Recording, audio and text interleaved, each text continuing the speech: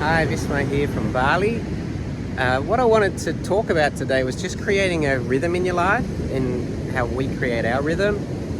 Of course, I work in Singapore. We live on Bali, so it's quite an extreme separate rhythm we have, but it really works well for me because there's a kind of a delineation between work life and private family life, I guess.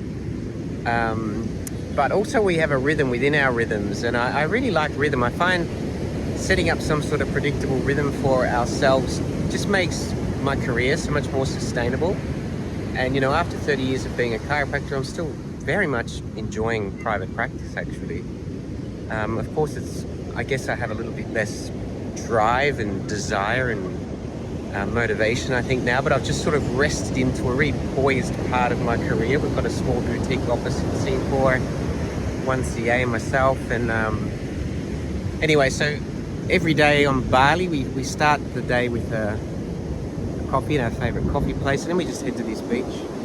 We just have a nice long walk at Zaza, and we're often just chatting about what's going on with work and what's happening with private stuff. But the point is, you know, life, it kind of, I guess it takes quite a bit of planning over time, you know, and you know, sometimes with practice, life can get quite overwhelming when you've got stress with staff and managing things like that. But also privately, if you don't put energy into that, of course, your relationship starts to fray, or something has to give somewhere, you know. And not for me, don't get me wrong, it's not all about having this perfect balanced life, walking along the beach in Bali. It's really not that. It's just we live here, so this is our life. But because I think this whole idea of having a small business and living a balanced life, it's got a, I don't know, it's a bit of a fallacy if you ask me. It's more like a question of, you know, just bringing that all back together. But the point I want to drive home, if you don't have a rhythm to your life, I think it makes a sustainable career a lot more challenging, or a sustainable marriage a lot more challenging, or your wealth building a lot more challenging. I just find it just working this kind of boring, repetitive rhythm has been like a really steadfast part of my last 30 years as a chiropractor, for sure.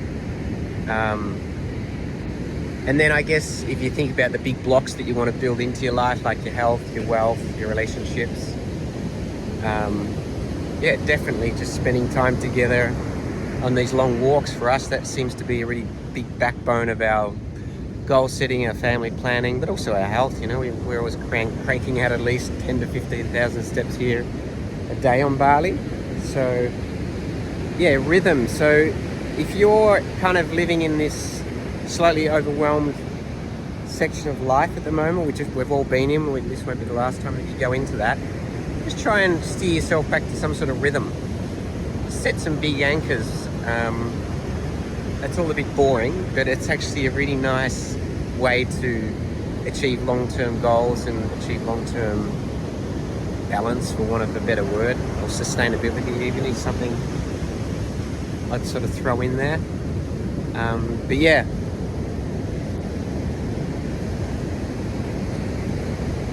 I think that's just the kind of message I wanted to bring across today. It's just get a nice boring rhythm happening in your life and see how that really starts to influence your practice, your health, your perspective on things. I'm going to show you a little bit of the ocean here.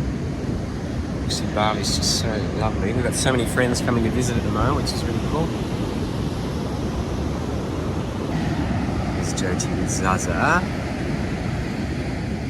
Just there. Can't quite see her. But anyway, we just spend every morning on the beach. We go for a nice hour walk, have a coffee, chat what's going on. We've got some renovations happening at home now. We've got some changes coming in the office.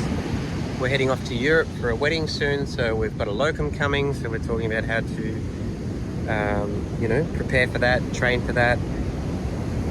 And these beach walks and a bit of time in nature just really helps prepare us for all those sorts of things.